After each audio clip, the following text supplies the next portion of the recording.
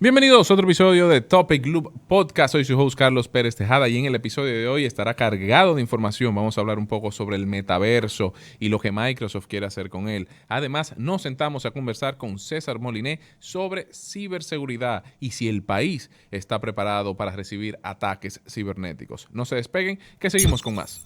El equipo ya está completo. Tenemos a Álvaro de este lado. Saludos, jóvenes. Y Félix ya le instaló el Windows y volvió aquí a... Saludos, con mucha felicidad de estar de regreso después de 2 semanas de ausencia. Te extrañamos, Félix. No es mentira, no te extrañamos. Pero bueno, señores, vamos a empezar de inmediato con las noticias. Chicos, Tesla dijo que va a abrir su red de carga rápida a otras marcas. O sea, otras compañías podrán utilizar la red de carga de Tesla. Félix, ¿qué tú piensas de eso? Primero vamos a remontarnos un poquito atrás, como a mí siempre me gusta. Musk en su momento, cuando Tesla era el único básicamente proveedor de vehículos eléctricos, que era el único que tenía una red de cargas en Estados Unidos, ellos de entrada dijeron a todos los fabricantes al mundo, tengo patentizado mi plug, Claro. pero uso libre, sin licenciamiento para todo el que quiera. Yo lo que quiero son vehículos eléctricos y que todo el mundo se monte en esta guagua, como decimos popularmente. Claro. O sea, que esto es una promesa hecha realidad. Tarde, pero porque la red de carga de Tesla es enorme. Y de hecho, parte del negocio que yo siempre le vi a Tesla y a esa masiva red que ellos crearon, es que ellos en algún momento le iban a sacar provecho económico vendiéndole esa licencia a otras marcas, qué sé yo, cuando... No es la licencia del blog, el dinero de ellos donde está, es que ellos son ahora la gasolinera universal. Exacto, exacto. Entonces, ellos le van a sacar dinero a eso. Y creo que llegó el momento, creo que lo hicieron ahora, porque otras compañías europeas como Volkswagen, Mercedes, ya han dicho públicamente que vienen con todo, con los vehículos eléctricos. Entonces, ya cuando tú tienes todos estos manufactureros europeos que van a entrar de lleno al mercado de los vehículos eléctricos, tú empiezas a abrir esta red. Vengan, utilicen mis plugs. No sé, Álvaro, ¿qué piensas? No, como te digo, esto es una movida que esto no tiene nada de altruismo, esto es puramente una oportunidad de negocio. En el momento que tú tienes tu red de carga rápida disponible para la mayor cantidad de carros, tú vas a vender más Claro, carga. claro. Entonces, pero, ¿qué va a pasar? O sea, los compradores van a tener un adaptador para los plugs de Tesla o el plug patentizado de Tesla va a ser universal. Eso va a ser libre del fabricante. El fabricante elegirá qué hace. Ahora, sin dudas, como fabricante, se te facilita. Porque ya tú vienes, haces tu carro con el plug que tú quieras, pero le vende ese plug universal de, mira, este es mi solución, funciona en X red de carga, Claro. pero también aquí está la red de carga Tesla para por si acaso te encuentras con uno de ellos. Es una solución. O perfectamente podría ser que muchas otras redes que no tienen un plug universal dicen, para yo hacer el research and development de un plug universal, ya me monto en esta y no tengo que pagar royalties. Porque hay una parte importante y es cómo Musk ve a Tesla. Musk hace tiempo, hace un par de años ya, que él viene incluso dejando saber que Tesla, como fabricante de vehículos, no se puede mantener como liderando el mercado de vehículos eléctricos. Ya la competencia china es simplemente inaguantable. Claro. Ya los chinos están fabricando al mismo nivel de Tesla con economías de escala mucho mayores y a precios mucho menores. Claro. Y él sabe que ese no es el negocio. Entonces, hacer estas movidas, que como dice Álvaro, no es nada altruista, es simplemente una movida de negocio, le permite mantenerse en la palestra. Y una cosa interesante es que ellos mucho dinero lo han invertido solamente en desplegar esta red en Estados Unidos. ¿A quién le van a dejar el mercado europeo? Que yo siento que le han caído a eso con un poco lento. Bueno, primero recuerda que es mucho más fácil hacer negocio en tu casa que hacer negocio fuera de, Con el vecino. ¿verdad? Y segundo, bueno, hasta ahora Musk ha demostrado que él no le gusta jugar, él no es de deporte de equipo, él es One Man Army, básicamente. entonces, quizá que él no ha encontrado las condiciones dadas en Europa para él poder hacer el despliegue solo. Tenemos que entender que, a diferencia de Estados Unidos, la Comunidad Económica Europea y todo lo que tiene que ver con sus regulaciones están muy enfocadas a esfuerzos mancomunados y muy discutidos, muy homologados, muy nivelados por todos los países, y también se busca que todos los países tengan oportunidades más o menos iguales. Y si él quiere llegar en condición de dueño de mi capital y yo voy a implementar mi sistema por encima de las regulaciones porque es innovador, posiblemente Europa no es el mercado que le va a permitir entrar. Ahora, entrar a Europa con una solución universalizada y aceptada ya en una gran parte del mercado mundial, yo creo que va a ser más fácil para poder entrar a Europa que entrar a Europa, vamos a decir, a los machitos rompepuertas. A los carevaqueros. Además de que también él confía mucho en, bueno, Estados Unidos tiene 300 millones de personas, o sea, Es un mercado el ya tú por sí tienes un mismo. Y no mercado solamente son que 300 millones de personas, son 300 millones de personas con un disposable income. claro. Entonces hay mucho dinero ya de por sí. Pero El punto de Álvaro no es menor. Sucede que Europa es, hasta cierto punto, el antónimo de Estados Unidos cuando estamos hablando de universalidad de plug, por Claro. ejemplo. En Europa no es ni siquiera pensable tú ir a hacer una red de cargas y pensar que va a ser propietaria para tus usuarios. Eso simplemente no existe. Y basta el mejor ejemplo que tenemos, que es que Apple, siendo Apple, claro. va a tener que usar USB tipo C, nada más porque Europa así lo planteó y no usa Lightning, que es un plug propietario. Imagínate si eso es en algo tan pequeño como un celular. Ellos simplemente no se van a dar el lujo de permitir que estos plug propietarios, como se dice popularmente, acaben siendo otra realidad. Eso Moss lo sabe y lo sabe todo el que está en ese tipo de negocios. Y con Europa y su protección a los consumidores no es tan fácil jugar. Entonces, básicamente, él hará universal su sistema de carga en Estados Unidos y luego dará el salto o Y en intentará América dar, Latina y dar en el algunas salto. partes de Asia y posiblemente partes de África.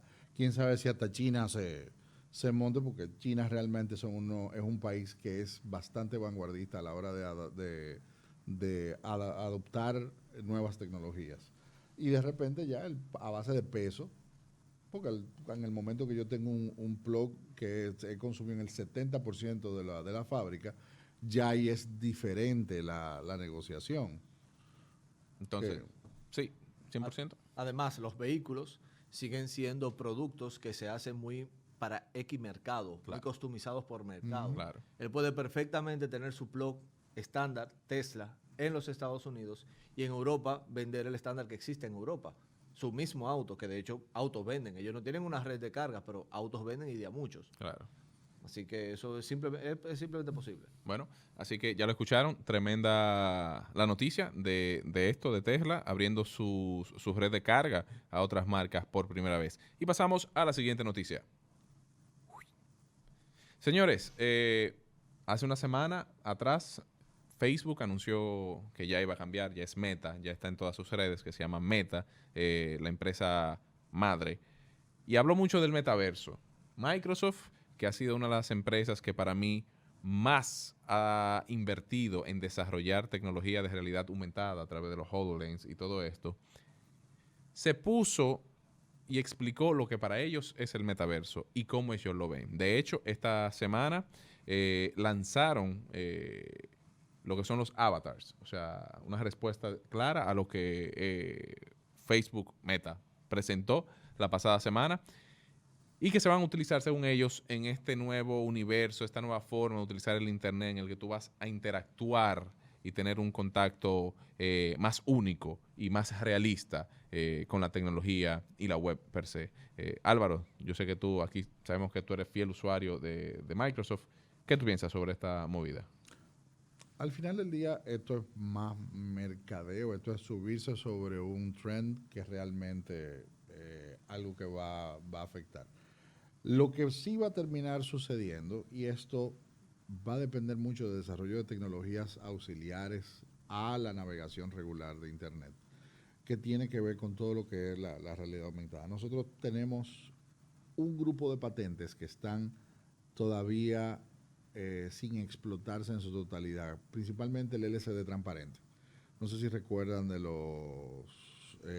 Google Glass, que Sí. fue posiblemente el intento más honesto que ha hecho cualquier empresa de realidad aumentada llevada Al día a día. al día a día, Claro. aplicación. Uno de las ventajas del LCD transparente es que realmente te pone la información ahí. Sin embargo, la tecnología aparentemente todavía no ha llegado al punto deseado. Yo realmente no sé cuál fue la verdadera razón del fallo de Google Glass, porque Google Glass no terminó de despegar. Yo creo que estaba muy adelantado a su tiempo. Y eso tiende a suceder. Vamos a decir que hay algo de eso. Y también creo que existía mucho escepticismo en el tema de tú andar con unos lentes que tienen una camarita y están pointing on you, te están apuntando, y tú, viejo, la gente por la cámara se entra en pánico. O sea, no importa, puedes ver una cámara en un celular y entra en pánico. O sea, imagínate todo el mundo ahí, me están grabando, no me están grabando. Hay gente que teme.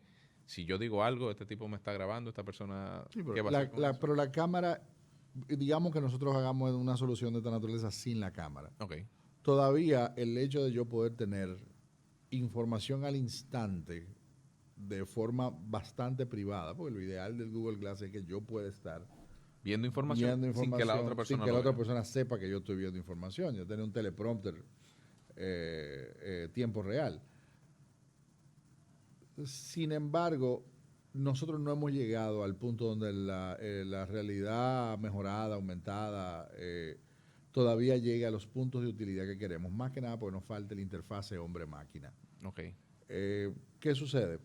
¿Por qué para alguna cantidad de cosas tú prefieres tu laptop a tu celular?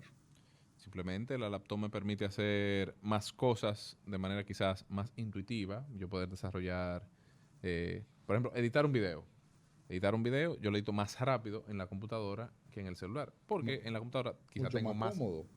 más comodidad, más herramientas, tiene más poder computacional. Ujú. eh, Pero el poder computacional ya es una falacia.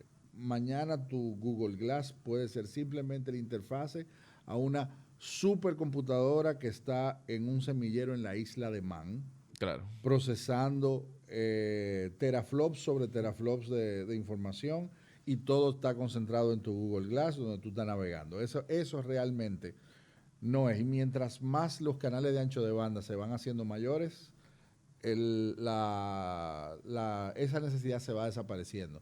El problema sigue siendo el mismo: cómo yo interactúo con el metaverso. claro, Y ahí es donde viene el tema. Y todo esto de ponerte avatares y no sé qué, todo esto todavía está en el ámbito de la chulería, claro. no en el ámbito de la verdadera interacción. Y ahí es donde entra la verdadera creatividad, que es de qué manera yo voy a poder minimizar los dispositivos con los que yo ando, y esta realidad aumentada yo voy a poder tener, por ejemplo, un teclado holográfico que nada más yo puedo ver, con el que yo puedo interactuar. Claro. Si voy a escribir, si de repente voy a manejar un vehículo, todos los vehículos vienen simplemente con un dash vacío, y cuando yo me siento en el asiento, yo tengo una cantidad de instrumentos virtuales que yo puedo verlo, ya sea por mi Google Glass o porque tengo un grupo de herramientas que son holográficas que yo pueda manipular, que usa el sistema para rastrear el movimiento de mis manos. Microsoft, por ejemplo, lanzó Natal, que fue básicamente el proyecto semilla para lo que eventualmente se convirtió en la herramienta Kinect de Xbox. Ok. Y la herramienta era muy útil. Que fue muy útil siempre. Pero lamentablemente el producto para lo que se quería, que era para jugar, murió. Sin embargo, yo sigo entendiendo que un Kinect, por ejemplo, en un boardroom, para hacer presentaciones y poder manejar sin tener nada en la mano una presentación de PowerPoint, podría lograr ser una herramienta de gran utilidad, principalmente por el efecto chulería. Ahora, si yo puedo llevar esa misma tecnología a que yo pueda escribir en un teclado, simular un joystick, o simular un control, o simular un mouse, o la herramienta que yo necesite en ese momento, se van a lograr, vamos a decir, grandes cosas. Sin embargo, seguimos con el problema de que yo necesito el feedback. Uno de los encantos del teclado es que tú sabes cuando le diste al botón, Sí. el efecto táctil. Sí, de hecho, en las tabletas siempre a mí me ha gustado más escribir en un teclado físico que, por ejemplo, en un teclado digital. O sea, por eso mismo del feedback que tú recibes. De por sí, una de las herramientas más interesantes que yo vi hace mucho era algo que tú le conectabas a la tableta y te proyectabas sobre La por ejemplo, superficie. la superficie, un teclado láser. O sea, con un láser rojo él te hacía el trazado y tú podías escribir. Y él rastreaba los movimientos de los dedos en cada uno de los cuadritos. Sin embargo, el no tener Feedback. esa retroalimentación táctil hacía el proceso muy incómodo. Entonces, aquí viene la segunda parte de entonces esto es interfaz hombre-máquina, que es cómo yo voy a hacer que mi interacción con el metaverso, yo sepa que cuando yo agarro esto está frío, o está caliente, o está mojado, o no debo tocarlo, o que ya yo le di al botón y estoy esperando reacción del Exacto. sistema. Eh, todo ese es el tipo de cosas que tienen que perfeccionarse antes de que podamos realmente empezar a hablar de interfaces, vamos a decir, Para el metaverso. de inmersión completo en este universo cibernético. De mi punto de vista, este paso al metaverso no es una sorpresa, o digamos que no es por lo menos La ciencia inesperado, ficción tiene décadas hablándonos no de es una movida a ciegas. Forzando, metiéndolo ahí, Facebook- pasito a pasito. Facebook lo primero que hizo, de la nada, adquirir Oculus, Claro. que en su momento era el pionero, el más avanzado en tecnología de realidad virtual, por lo menos desde el punto de vista de tú estar interactuando en un mundo virtual, en una realidad virtual. Y la movida de Facebook, yo no lo veo como una movida inmediata. Es un all-in, es una apuesta tremenda desde el nombre, pero Facebook, su apuesta a largo plazo es que mientras se vayan resolviendo esos problemas, interfase hombre-máquina, que por ahí hay gente invirtiendo y desarrollando tecnologías para esos fines, ellos van creando el mundo. Sí. Y si yo soy dueño del mundo, yo soy lo que digo que se consume ahí, yo soy el que vendo ads ahí adentro. Claro. Es básicamente, yo estoy creando un mundo paralelo al real, donde soy yo el ayuntamiento, donde soy yo el que controlo quién pone una publicidad. Y ese es su mundo, es ads. Esto no es a ciegas. Claro. Y, por ejemplo, soluciones obviamente no son mañana, no serán pasado, quizás no lo veamos ni siquiera en nuestra vida, pero soluciones como Neuralink en algún momento funcionarán. Y Neuralink Van a despegar. simplemente, como cultura general, es un proyecto que busca hacerte un chip en tu cerebro para tú tener esa interfase ya, como que dice, stock, que tú no Sí, necesites sí. nada con que Instalada Exacto. dentro de ti. Y eso vendrá. Claro. Más tarde que temprano eso vendrá.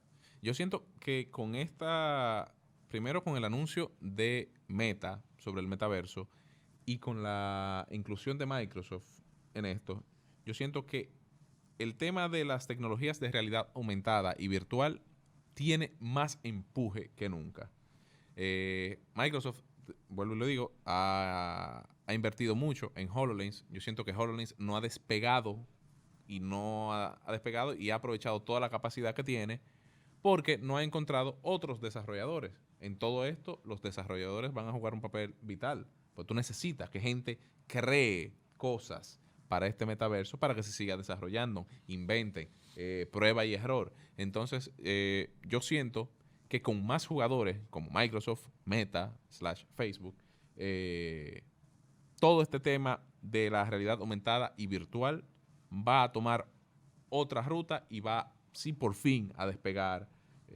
¿Cómo es? Quizá el Google Glass sí va a funcionar. Bueno, lo que pasa es que, de nuevo, Google Glass es una interfaz hombre-máquina que te trae a la realidad real información de la realidad virtual. Siempre. Sin embargo, lo que estamos buscando es lo contrario, es que cuando tú vayas a navegar la carretera del World Wide Web, crea un Tú entres. efecto inmersivo. Claro.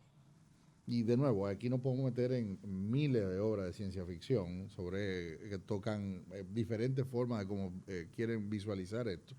Uno de los más interesantes que tú puedes ver ahora mismo, no como ciencia ficción, sino como ejercicio similar, no sé si tú recuerdas un juego que se hizo muy famoso hace unos 10 años, que fue Second Life. Sí, sí, Second Life es un ejemplo perfecto de lo que se esperaría que fuera el metaverso. claro. Exacto.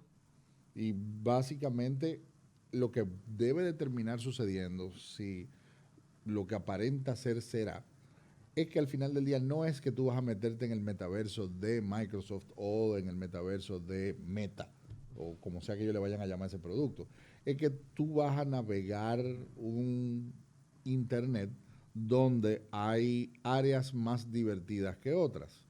Esto hasta cierto punto nos manda muy al principio del internet, donde tú no te metías realmente en internet, sino que tú te metías en estos walled gardens, en estos ambientes cerrados como fue AOL en su momento, lo que pretendía Yahoo que sucediera con sus productos, que era que tú entrabas a su espacio y si tú querías salir a esa selva allá afuera, que era el internet, vaya a buscarlo, pero aquí adentro todo está bonito, la pared está muy bien pintada, Así es. 15.99 para esto o aquello, y básicamente eso es lo que pretende.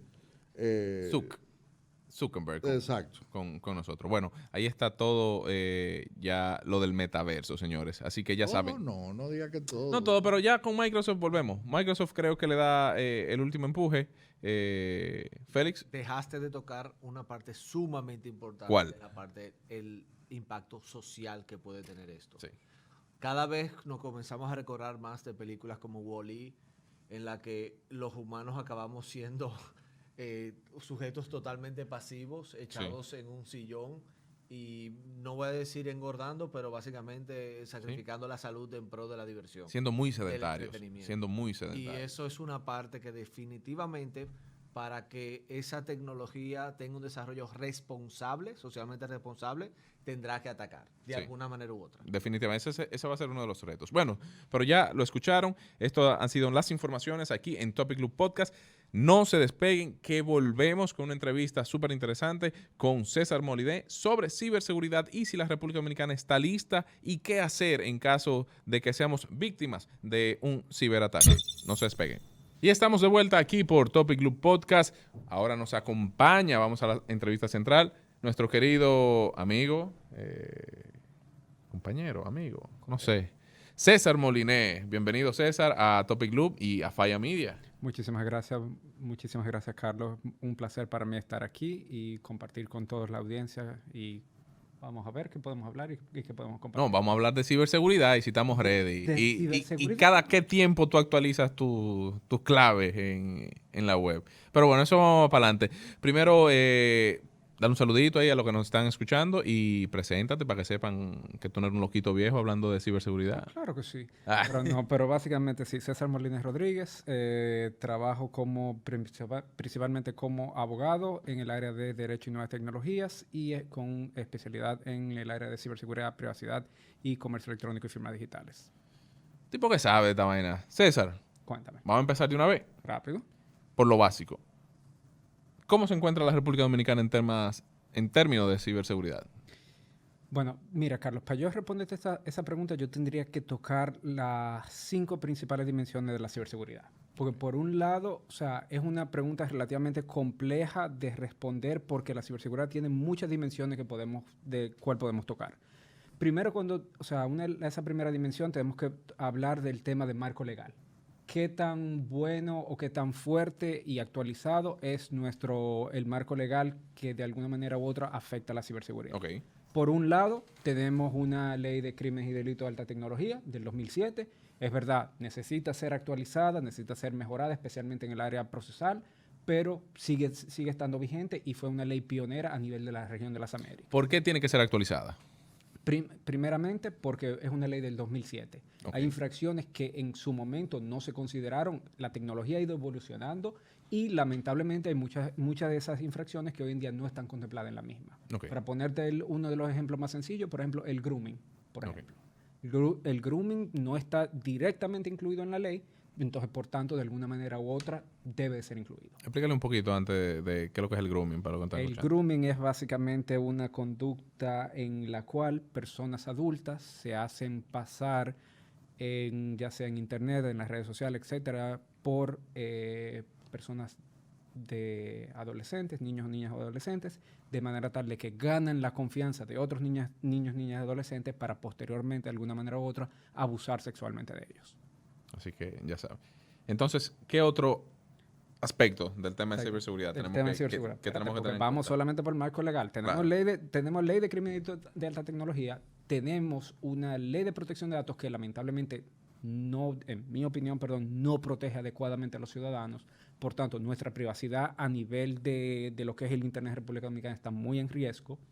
Y por último, pero no menos importante, no tenemos todavía, independientemente que en el Congreso hay depositado un proyecto de ley de gestión de ciberseguridad, todavía como no ha sido aprobado, pues entonces no hace falta, vamos a decir, esa patita adicional para poder tener realmente un marco legal en el área de ciberseguridad robusto. Ok. Eso en el área de marco legal. Segunda gran dimensión, vámonos a las medidas técnicas. Medidas técnicas nos referimos a principalmente lo que es un equipo de respuesta a incidentes cibernéticos, o si lo ponemos en términos muy llanos, los bomberos del Internet. Ok. Es el tipo de centro, el tipo de equipo al que tú, ya sea una empresa, una organización, llama cuando tiene un incidente de ciberseguridad, ya sea un ataque de negación de servicios, ya sea un ataque de ransomware, etcétera, etcétera. Nosotros, República Dominicana, por suerte, cuenta con el CSIRT-RD, que está de la mano del Centro Nacional de Ciberseguridad, que depende del Ministerio de la Presidencia, el cual ha hecho considerables avances en el área, e incluso el año pasado fuimos reconocidos por el Foro de Equipos de Respuesta a Incidentes Cibernéticos Mundial, lo que se conoce como FIRST, y obviamente formamos parte de esa red, con lo cual hemos logrado un avance muy, muy interesante en esa área. Además de eso, pues obviamente está la tercera dimensión, que es la parte de lo que son las estructuras de organización. En términos muy llanos, una estrategia nacional de ciberseguridad. Ok. República Dominicana en el 2018 saca su primera estrategia nacional de ciberseguridad, la cual se supone que termina en este año, en el 2021, y actualmente, según tengo entendido, el gobierno está en el proceso de revisión de esa estrategia, de manera tal de poder alinearla no solamente a la agenda digital que salió recientemente, sino también a los objetivos a largo plazo que tiene la República Dominicana en materia de seguridad, o sea, de seguridad y defensa. Ok. Y la cuarta dimensión, y para mí una de las más importantes, es el tema de educación y capacidad. Ok. O sea, no podemos hablar de ciberseguridad si no tenemos ciudadanos y personas que están educadas, por ejemplo, 100%. en los temas de ciberseguridad. Para ponerte, el mejor ejemplo. Hace unos días salió, no sé si tuviste en el periódico, una noticia de que el Banco de Reserva estaba desmintiendo una campaña que había salido sobre un sitio web que decía que si tú te inscribías ahí, el Banco de Reserva te iba a hacer unos premios de hasta, creo, 50,000, 80,000 pesos, etcétera, etcétera. Obviamente, eso era una campaña falsa que, primero, tenía como objeto robar información. Segundo, tenía la posibilidad de inyectarte, por ejemplo, software malicioso en tu equipo. Y tercero, tenía la opción, además de tratar de, una vez que te robaras información, tratar de acceder a tu cuenta bancaria por medio de la misma. Mira, y ahora que tú tocas ese tema, un dato interesante, y es que Verizon, una multinacional gigantesca, hizo un análisis y determinó que el 85% de las infracciones de seguridad cibernética, de ciberseguridad, ocurren por errores humanos. Y eso tiene mucho que ver con el tema de la educación del usuario. Claro. Y también el 94% de todos los malwares que se envían son por correo electrónico. Y ahí también el no reconocimiento de cuando un mail es un virus o que te quieren realizar cualquier tipo de ciberataque, viene porque el usuario no conoce quizás cuáles son los elementos clave que deben de verificar antes de aceptar o dar un clic en cualquier lado. O por un ego muy grande.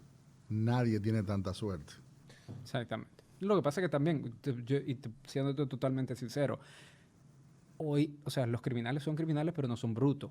Y se han puesto cada vez más refinado la manera en la que mandan los mensajes, de manera tal que hay veces que tú recibes mensajes en los cuales tú realmente dudas si efectivamente eso no es verídico. Es verdad, nadie te va a escribir diciendo, usted se ganó, por ejemplo, 500,000 millones en la lotería de la Unión Europea cuando tú ni siquiera jugaste un billete. Muy, muy difícil que tú caigas en eso. Sin embargo, hay gente que ha caído.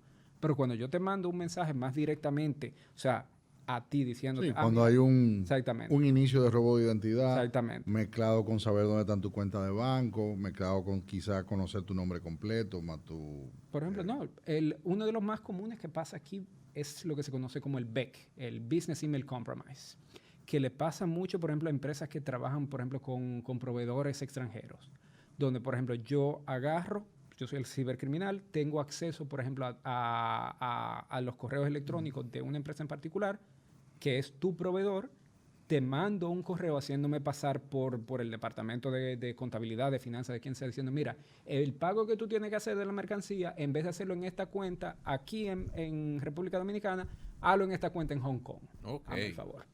Y obviamente, como tú estás viendo que tú estás recibiendo un correo electrónico de quien tú asumes que es Tu proveedor. tu proveedor como tal, tú dices, bueno, pues está bien, vamos a hacer el pago.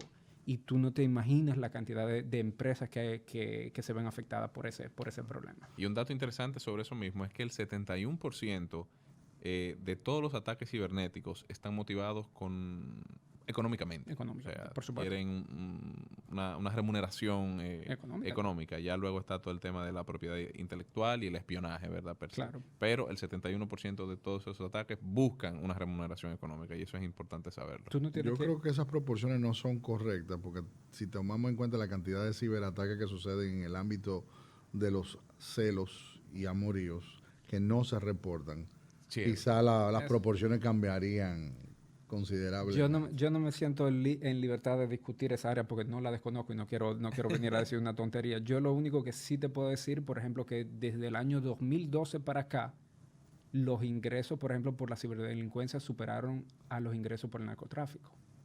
Y es muy sencillo. O sea, yo tengo mucho más probabilidades de tener éxito con menor riesgo. Entonces, ¿por qué no lo haría? claro. Y le llega a una cantidad enorme de enorme personas. de Desde un computador, tú haciendo Claro, lo que tienes que hacer. Por eso es que el spam es tan exitoso. De repente yo agarro y ataco millones de buzones con que yo la pegue en un 1%. Solo. Ya tú tienes un return of investment. Y ya continuando con el otro tema. Bueno, sí, perdón. todavía falta para ver el estado de República Con Dominicana, educación y capacitación, pues bueno, parte de lo que se ha estado tratando de hacer es incluir el tema de la ciberseguridad, por ejemplo, en educación y capacitación en ciberseguridad, desde la educación básica hasta la educación profesional, es decir, la educación básica, secundaria, terciaria, a nivel universitario y a nivel profesional, de manera tal de que exista de alguna manera esa coherencia a través de la vida de las personas donde entiendan la importancia de esto. Y eso no se puede hacer retroactivo, porque yo siento que mi mamá puede enviarme o me envía muchísimos links de Facebook y eso. Eso es parte de los retos y parte de los retos que, por ejemplo, que tenemos como país es poder educar no solamente a las personas, vamos a decir, de edad avanzada. También, por ejemplo, la ciberseguridad necesitamos dirigirla, por ejemplo, a los niños, niñas y adolescentes para que entiendan los peligros que existen en la red, pero también a personas con discapacidad. Claro. También personas, por ejemplo, en condición vulnerable. Entonces, esos son parte de los retos que se encuentran en el área de capacitación. Y ya para cerrarte y no cansarte con el tema, la quinta dimensión es la dimensión de cooperación internacional. Tú tienes que tomar en cuenta que en el Internet no hay fronteras. Una ciberamenaza global va a ser una ciberamenaza doméstica de una manera o de otra. Okay. Entonces, por tanto, la cooperación internacional es esencial.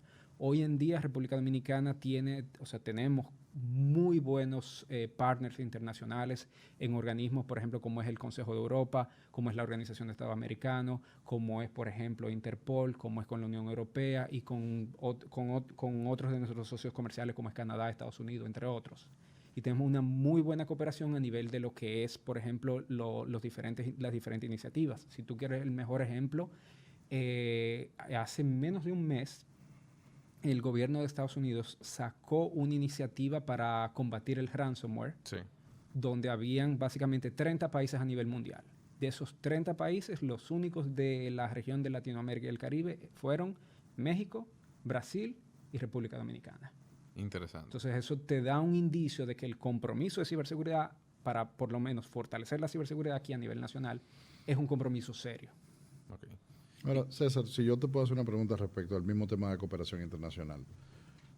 ¿Qué tan posible es conseguir alguna forma de convicción o por lo menos persecución a un crimen que se fue trans fronteras, que por ejemplo afectó a pocas personas de manera importante, en lugar de que haya sido un evento, porque obviamente un banco posiblemente va a conseguir éxito más fácil que lo va a conseguir un individuo. ¿Tú crees? No, no necesariamente. Generalmente, mira, en derecho existe la máxima que es el interés en la medida de la acción. Y en la medida en que tú tienes más interés, pues probablemente tú tendrás una mejor acción, una mejor respuesta. Y para yo poder responderte de una manera clara, mira, hoy en día los retos, por ejemplo, cuando tú hablas de la investigación, persecución y eventual judicialización a nivel internacional, son retos de lo que es derecho procesal penal, básicamente. Donde yo necesito, por ejemplo, aquí en República Dominicana, poder obtener esas pruebas electrónicas que están en un tercer país. Parte del trabajo que aquí se ha venido haciendo por los últimos 3 años es República Dominicana forma parte de lo que se conoce como el Convenio de Budapest. Es un tratado de ciberdelincuencia del Consejo de Europa, del cual forman parte más de 66 países a nivel mundial. Donde está, por ejemplo, hay países una gran parte de los países obviamente de Europa, hay países de América, de África, de Asia, etcétera, etcétera. Entonces, parte de lo que se ha tratado de hacer es hacer un segundo protocolo adicional que facilita considerablemente la manera en que, por ejemplo, el Ministerio Público puede solicitar información a los proveedores que están establecidos fuera, de manera que tengan una respuesta más rápida y poder entonces dar con efectivamente la persona que cometió el hecho. Obviamente, esto es un tratado internacional. Es un tratado que en menos de una semana por fin se va a aprobar y se pondrá para la firma y esperamos que República Dominicana, pues por supuesto, forme parte del mismo. Bueno, pero entonces, un ejemplo clásico. Yo fui víctima de un ransomware. Lo más probable es que, a pesar de yo haber pagado mis $10,000 en criptomoneda a la dirección que me dieron, yo no voy a recibir la parte del rescate de... Sí. No tomas un recibo de que tú pagaste y No, simple y llanamente. Lo que normalmente sucede es que tú pagaste y hasta ahí llegó el... Eso te lo puedo responder de 2 maneras. Primero, hay algunas organizaciones criminales que efectivamente hacen eso, te hacen un cubo donde tú le pagas y no te dan la clave para descifrarlo. Y hay otras organizaciones incluso que tienen, o sea, un servicio al cliente, por así decirlo, tan bueno que te enseñan dónde comprar la criptomoneda, cómo crear tu cartera, cómo tú tienes que pagarle, etcétera, etcétera. O sea, con seguimiento y todo, obviamente, pues a ellos les interesa el dinero. Pero mi recomendación siempre, si tú eres afectado por un malware de esta naturaleza, es no pagar. Porque cuando tú pagas, tú lo único que incentivas al criminal a que continúe con la conducta. Y posiblemente te haces vulnerable a que a través de International Torts y Foreign Corrupt Practices Act, tú te conviertas en viable a ser demandado por financiar crimen internacional. Por financiar crimen organizado, exactamente. Entonces, la pregunta aquí es, yo fui víctima de un ransomware. Obviamente, tuve o no resolución a mi problema, pero la realidad es que ahora yo me siento víctima. Claro. Yo voy a ir al Ministerio Público y le voy a decir, a mí me acaban de estafar o extorsionar por 10,000 Gasormix. Sí. Hagan algo. ¿Qué pasa entonces? Bueno, ahí entonces empieza el proceso de investigación, donde básicamente tú tendrás, por ejemplo, lo primero tú pones la denuncia a la policía entonces iniciará el proceso de investigación, ya sea tratando de recuperar algún tipo de información de tu equipo, del proveedor de servicios, etcétera, etcétera, y una vez tengan suficiente evidencia, pues si es que la obtienen, porque también tenemos que ser honestos, hay muchas veces, por ejemplo, y muchas de estas organizaciones criminales utilizan, por ejemplo, proveedores de servicios que ofrecen básicamente un servicio, vamos a llamarlo de alguna manera, no quiero llamarlo ilegal, pero que no responden a ninguna solicitud de ningún órgano de investigación. Son, por ejemplo, muchas veces proveedores que están en países, por ejemplo, donde no existe ningún tipo de regulación de ciberdelincuencia, o son régimen que realmente no le interesa de alguna manera u otra combatir la ciberdelincuencia. Por ejemplo, puede pasar que el Ministerio Público manda una orden de investigación, por ejemplo, vamos a poner a un país X, ese país la ignora o dice no la responde, o tal vez se la manda al proveedor y el proveedor no responde y no hay ninguna consecuencia a partir de ahí. Entonces, obviamente, ese es el gran peligro. Por tanto, para mí lo más esencial cuando hablamos de cooperación internacional y en ese sentido para tratar de responderte es o sea, obviamente muchas veces es muy difícil que todos estemos en la misma página, o sea, especialmente cuando se refiere a las leyes de ciberdelincuencia, pero si hay algo que de alguna manera u otra muchos de los países se están tratando de poner de acuerdo es que efectivamente la ciberdelincuencia nos afecta a todos y de alguna manera u otra hay que tomar medidas para prevenirla. Muy bien. Sí. Entonces, César, yo quiero tocar el tema de la seguridad o la ciberseguridad en el sector público. Número uno, el sector público en todas partes del mundo se mueve más lento que el sector privado en la adopción de nuevas tecnologías. Claro. Pasa así. La tecnología avanza muy rápido. Aquí las instituciones públicas están en un proceso de transición, de digitalización en todo esto. ¿Cómo van a responder las instituciones públicas al rápido avance de las tecnologías y a los mismos formas de ciberataque? Y cómo yo como ciudadano me voy a sentir seguro de que la data que quizá yo le estoy compartiendo ahí o que ellos tienen y que quizá van a tener de mí, van a tener de ti, van a tener de Álvaro, van a tener de Félix, van a tener de Rocco ahí en el motherboard, esté segura. Ok. Vamos a ver cómo yo puedo responder eso de una manera que no comprometa mi integridad. Pantallazo azul. Exactamente. ¡Pam! Exactamente, ahí mismo. Bueno, mira, primero, obviamente, sí, muchas veces el sector público tiene muchos retos respecto de la ciberseguridad, pero yo no me voy a ir solamente al sector público porque aquí en República Dominicana el sector privado también tiene considerables retos a nivel de ciberseguridad. O sea, sacando obviamente tal vez, vamos a decir, el tipo de negocio, por ejemplo, que tradicionalmente necesitan tener algún mecanismo de seguridad. Por ejemplo, vamos a poner sector financiero, vamos a poner, por ejemplo, operaciones que de alguna manera u otra dependen intensamente en la tecnología. ¿Okay? Entonces, primero, como yo te mencionaba, de las 5 grandes dimensiones, necesitamos fortalecerla de manera tal de que yo como ciudadano me sienta tranquilo de que, como tú dices, o seguro de que la información que yo estoy compartiendo, por ejemplo, con el sector público, con quien sea, de alguna manera está protegida por medidas ya sean técnicas, organizacionales, o sea, metodológicas, etcétera, que permitan la protección de esa información. Obviamente, nada en Internet es seguro. Siempre va a haber algún riesgo, siempre va a haber algún problema. Lo que podemos tratar de hacer es solamente mitigar ese riesgo para que sea el mínimo y que la exposición de la persona, del ciudadano, del dato personal sea la mínima. Para ponerte un ejemplo, algo que nosotros contemplamos en la propuesta de modificación de la Ley de Protección de Datos Personales era el tema de la seguridad desde el diseño. Si yo estoy diseñando algún tipo de sistema, algún tipo, por ejemplo, de plataforma, que tome en cuenta siempre la privacidad del usuario en todos los diferentes aspectos de la cadena. De manera tal de que si ocurre eventualmente alguna falla, alguna violación, alguna brecha, entonces el usuario se ve afectado de la menor manera posible.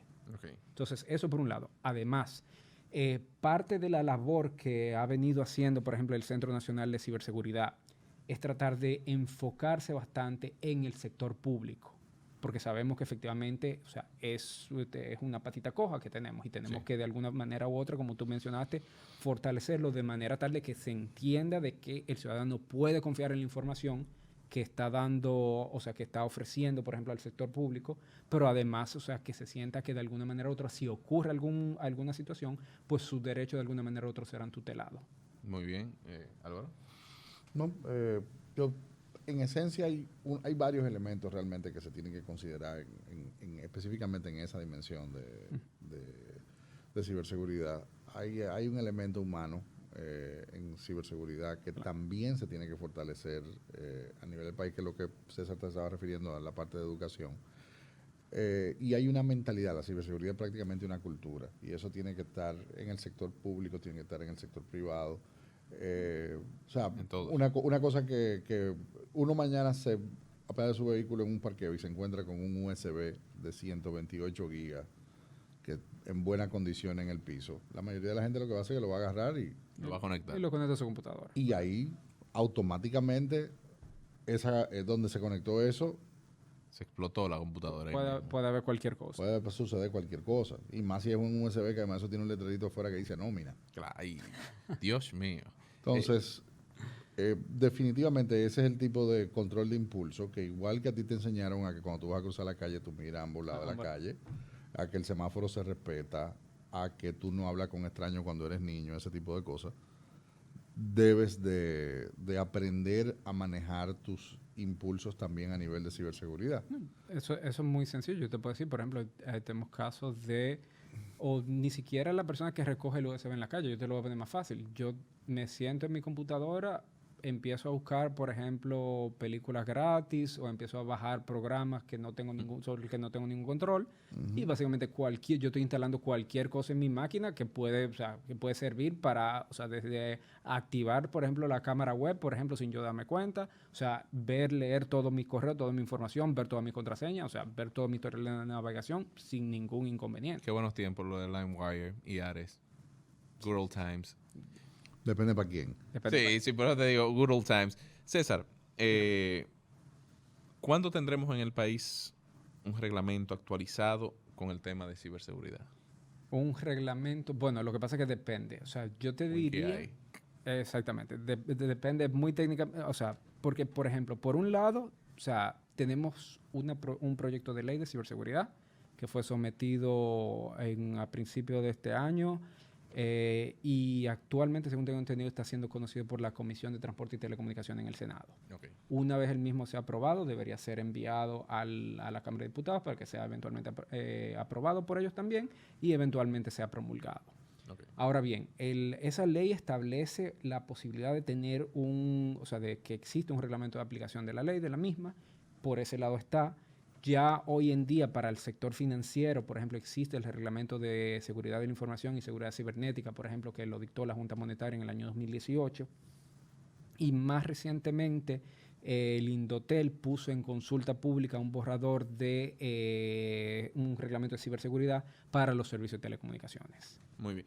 César, ya para ir finalizando, yo quisiera que tú eduques de cierta manera a la población y a los que nos escuchan sobre qué hacer cuando son víctimas de un ciberdelito. ¿A dónde hay que ir? ¿Cómo hay que proceder? Siento que la gente está como muy en el aire y en buen dominicano está muy oscura Está muy oscura. con eso. Mira, básicamente, si usted ha sido de alguna manera u otra víctima o afectado, ya sea por un ciberdelito, el mejor recurso que tiene es ir y denunciarlo en el Departamento de Investigación de Crímenes y Delitos de Alta Tecnología de la Policía Nacional, el DICAT. Ahí básicamente ustedes podrán obtener toda la asistencia que ustedes requieren y de manera específica podrán no solamente hacer las denuncias o querellas necesarias, someter todas las pruebas que soporten su denuncia o querella y además serán atendidos por un personal que está no solamente calificado para esa labor, sino además que comprende en la gran mayoría de los casos lo que de alguna manera u otra usted como víctima está sufriendo. Entonces, por ese sería para mí la vía esencial de llevarlo a cabo. ¿No? Y muy interesante. Y es bueno de que la gente sepa cómo se puede defender y cómo actuar si es víctima de un ciberataque. César, ¿sí? Una pregunta más. Claro. ¿Hay algún boletín antes? Uno de vez en cuando recibía información, principalmente cuando habían ataques de oleadas Sí. de diferentes... Por ejemplo, tanto el DICAT como el Centro Nacional de Ciberseguridad, el CECIR-RD, tienen, por ejemplo, ustedes pueden entrar a las páginas web de ellos y tienen, por ejemplo, las diferentes advertencias, por ejemplo, la suben a las redes sociales, incluso tienen, por ejemplo, boletines específicos que sacan cuando hay amenazas específicas y también boletines o guías, por ejemplo, con lo que estaba pasando muy recientemente, el tema de los robos de los WhatsApp. Por ejemplo, donde te enseñaban, por ejemplo, no solamente cómo proteger tu cuenta o qué hacer en caso de que tu cuenta haya sido vulnerada. Entonces, asimismo, tienen, por ejemplo, una guía para ransomware, tienen otra guía para el tema de los ataques de negación de servicio, etcétera, etcétera, etcétera. Bueno, César, muchísimas gracias por participar de esta entrevista. Dile ahí al público dónde te pueden encontrar por si te quieren escribir para pedirte asesoría en temas de ciberseguridad. Exactamente. Pues bueno, sí, me pueden conseguir en las redes sociales, En LinkedIn puede ser, ¿no? En LinkedIn o en Twitter, en cualquiera de las dos. En Twitter es César Molina, me pueden conseguir. Y en LinkedIn igualmente, César Molina Rodríguez. Bueno, ya lo escucharon. Esto ha sido Topic Loop Podcast. Álvaro, muchísimas gracias. Tremenda entrevista. Y nos escucharemos la próxima semana.